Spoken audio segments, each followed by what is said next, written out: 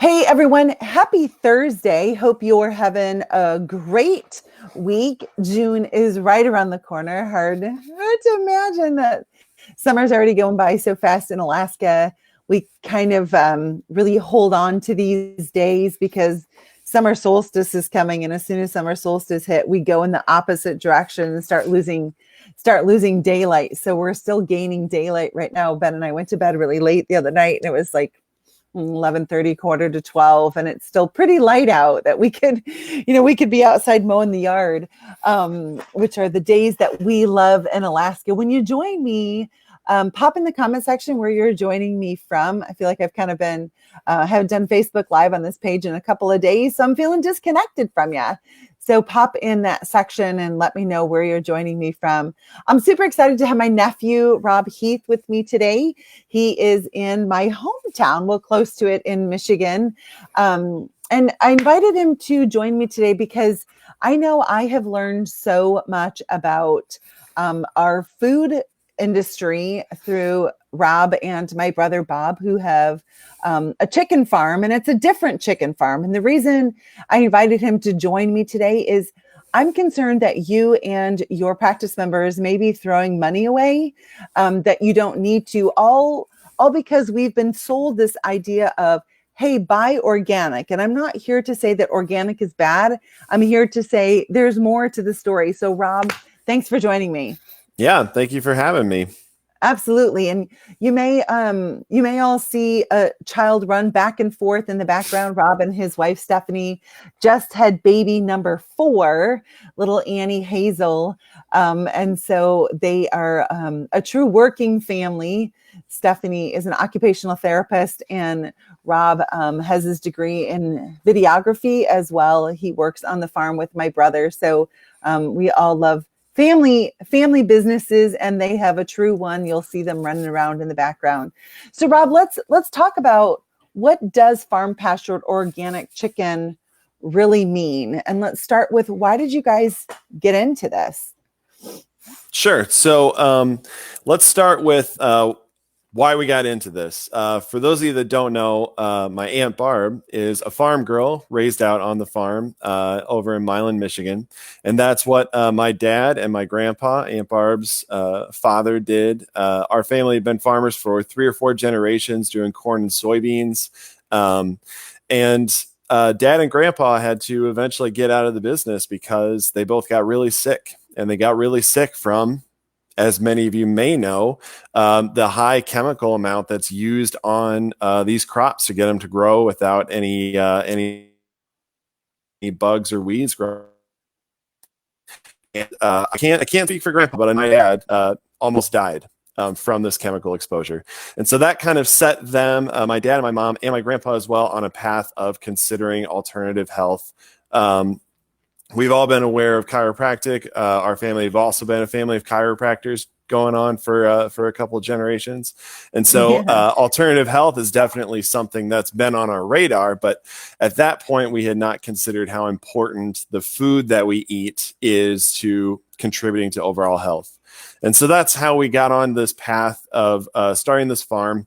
And we started off doing just a small little organic garden in the backyard and kind of did some laying hens and some meat birds and things of this nature. And we've expanded from there. So now we're doing chickens. We raise them on pasture, which is really different from practically any other way that they are raised in a commercial standard today. And the reason that we do that is because it's healthy. It's healthy for the chickens. It's healthy for the environment. It's healthy for anyone that consumes the chicken meat that we raise or the bone broth that we brew. But we can talk more about that in a bit. Going around to talking about organic, though, a lot of people do really hold organic as the benchmark for health, right? It's the best quality food. Daughter, Kaylee, that's reversed there. Hi, sweetheart. Get out of here. She's so cute. This is what healthy food grows, is a healthy, tall, beautiful girl. Yeah. And a couple other ones so too. Beautiful. Yeah. All right, get out of There are here. a few others running around. Yeah. They're quieter than usual, which is a little unsettling. So people really do hold organic as the standard, the benchmark for quality of food. And while it's definitely better than conventional, I think it's been sold as kind of a panacea. It's the best quality that you can possibly get because it's got the stamp of approval. But what most people don't realize is the same organization that approved the huge amounts of pesticides and herbicides that are sprayed on our crops every year that cause untold damage to not just the environment, but to people's health. That same organization is the one that certifies organic. It's the same organization that says that's the best quality food you can get. So who are you going to trust? I mean, the source is definitely very questionable. And so really, when we talk about organic certification, they're not really talking about the kind of quality that you might consider. What they're talking about is we didn't put this in, and we didn't put this in, and we didn't put this in, therefore it's good. And that's definitely a questionable stance to be on.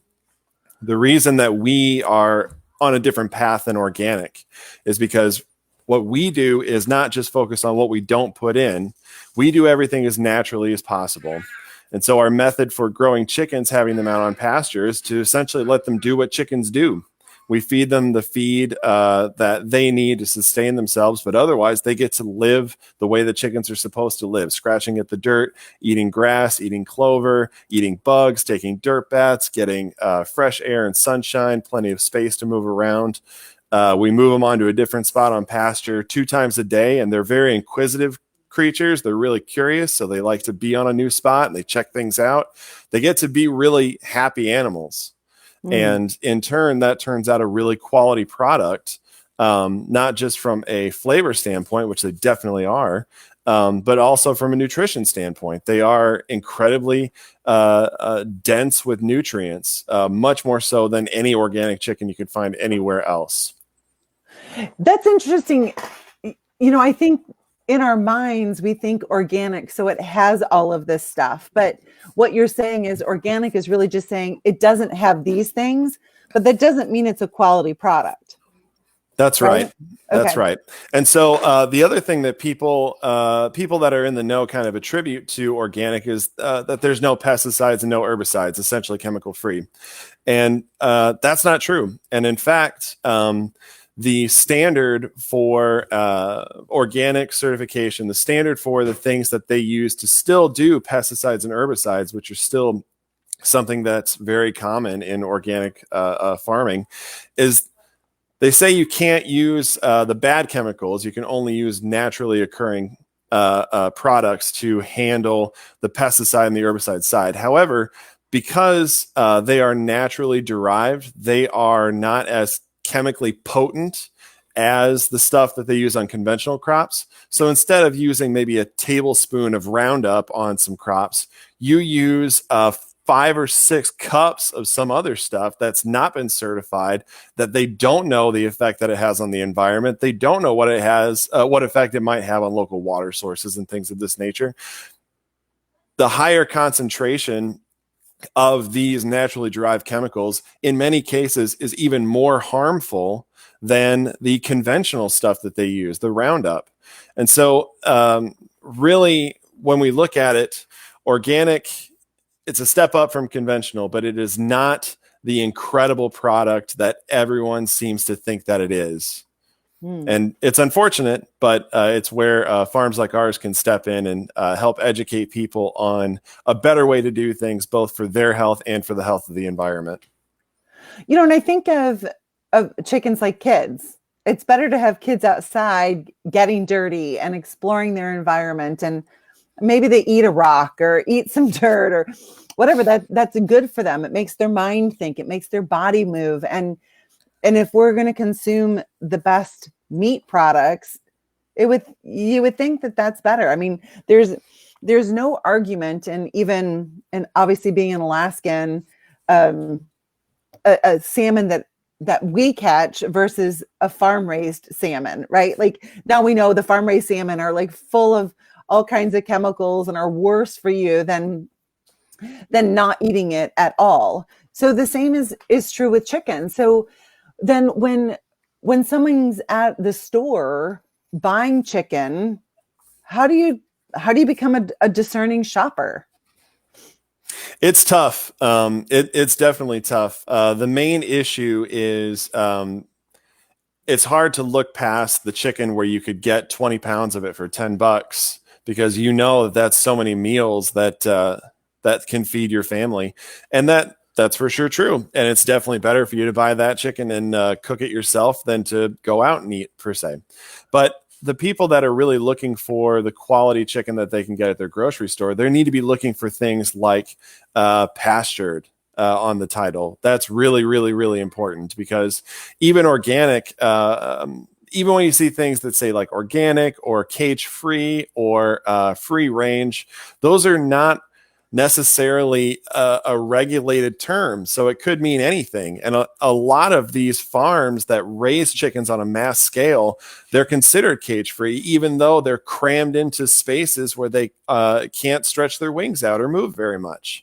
And so a lot of these terms are used to really fool consumers into thinking that they're getting something that's humanely raised or that's high quality or that doesn't harm the environment, when in reality, it's just a repackage of the same thing. So really, even buying things at the grocery store, you can only do as good as you can. You definitely want to look for things like no antibiotics ever, or NAE. That's a really big one. If you can get non-GMO or organic, those are both better than conventional.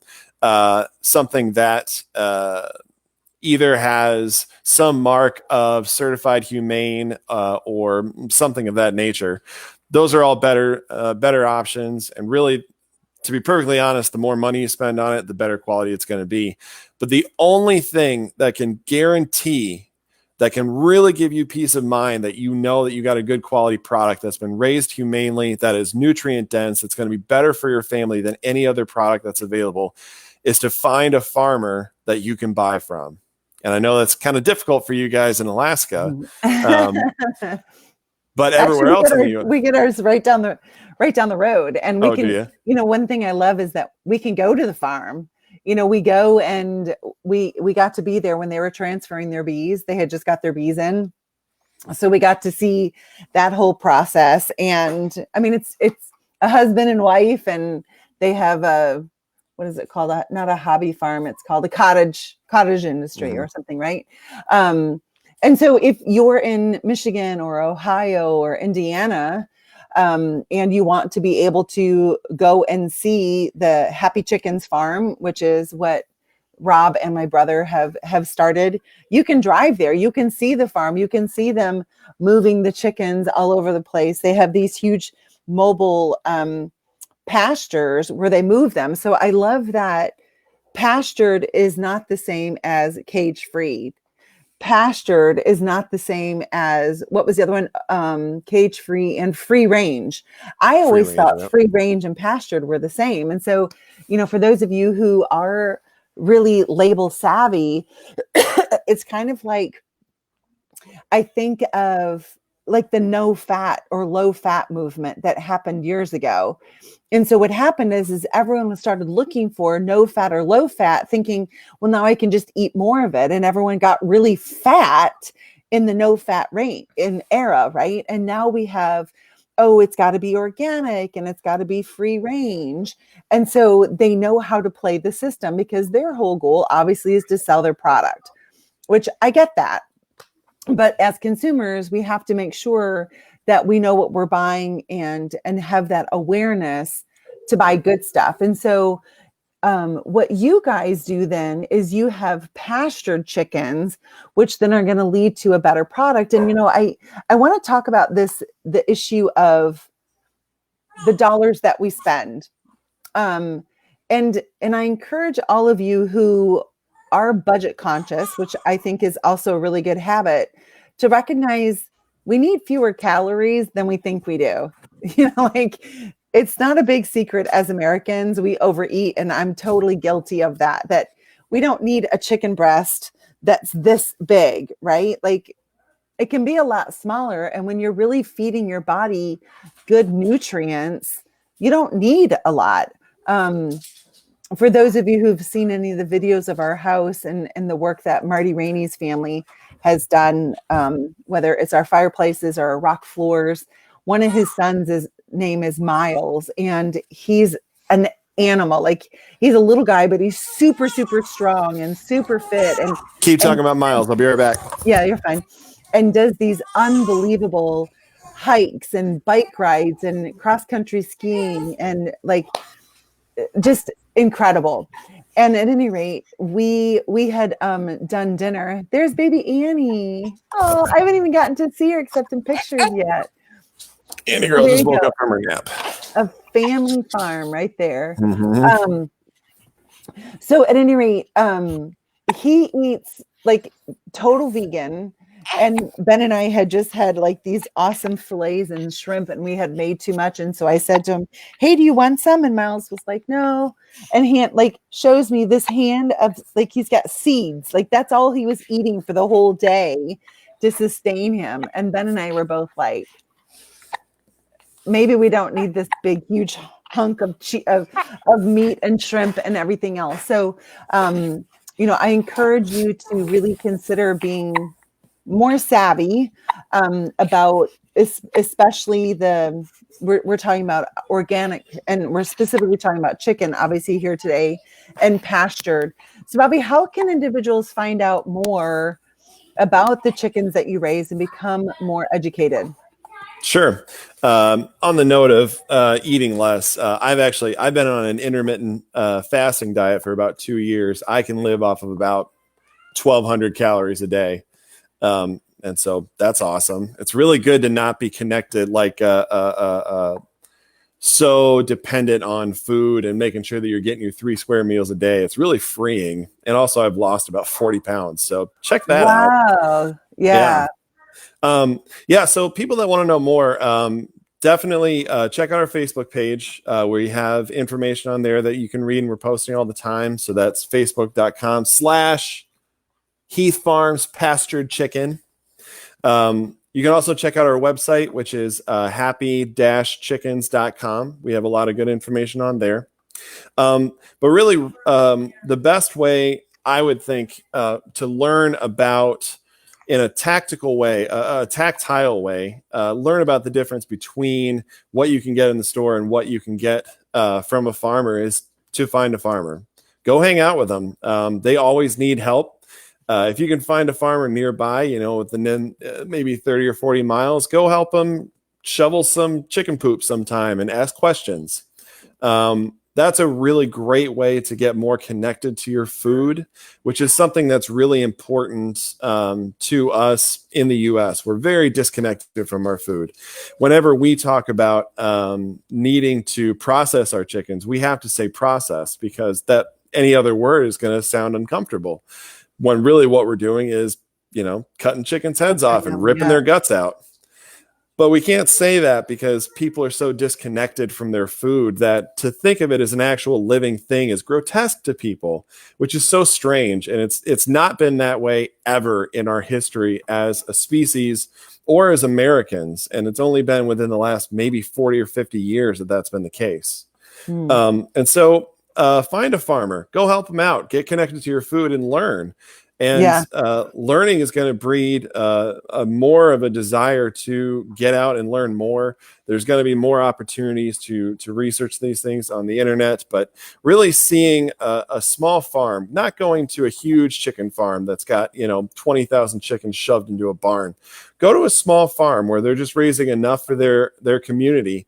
You'll learn a lot about not just the quality that a small farm like that can bring to a product like chicken that's so common and you can pick up anywhere, but you're also going to learn, you're going to see how different their environment is there. You're going to see a lot of different animals that you've never seen before out in the grass and out in the woods and near the ditch. We, in the house that I grew up in, which is just right across the creek from the house that Aunt Barb grew up in, when you go out at night, and our house is surrounded by conventional farms. So they're growing corn and stuff that are being sprayed, every 6 weeks with a new chemical to just keep them alive.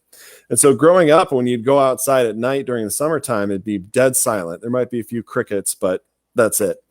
After we were doing our small farm, raising chemical-free crops and then raising our chickens, both for meat and for hens, after we've been doing that for maybe 8 months, you'd go out at night and you'd hear weird sounds that we had never heard before.